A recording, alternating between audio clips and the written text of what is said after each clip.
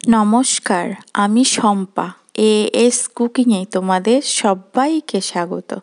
আজ তোমাদেরকে বানিয়ে দেখাবো শিমের নতুন রেসিপি। অনেক কিছু তো বানিয়ে খাও শিমের, এই রেসিপিটা একবার বানিয়ে দেখো।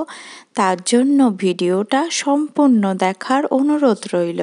ভালো লাগলে অবশ্যই লাইক, শেয়ার, কমেন্ট করে জানিও কেমন হলো।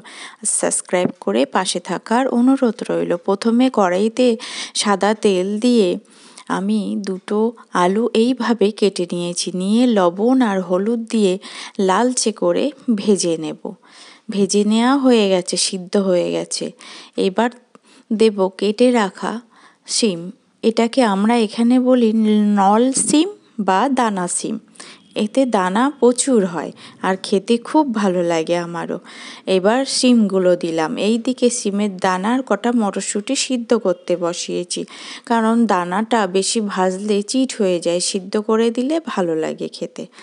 এবার শিম আলু সব ভাজা হয়ে গেছে, সিদ্ধ হয়ে গেছে, একটু পাশ করে এবার দুটো পেঁয়াজ একটু মোটা করে কুচিয়ে রেখেছি আর 8-9 কোয়া রসুন কুচি দিয়ে দিলাম। দিয়ে কিছুক্ষণ এটাকে হতে দিলাম রান্না। এবার সেই সিদ্ধ করা শিমগুলো দিয়ে দিলাম, শিমের দানাগুলো জল ঝরিয়ে।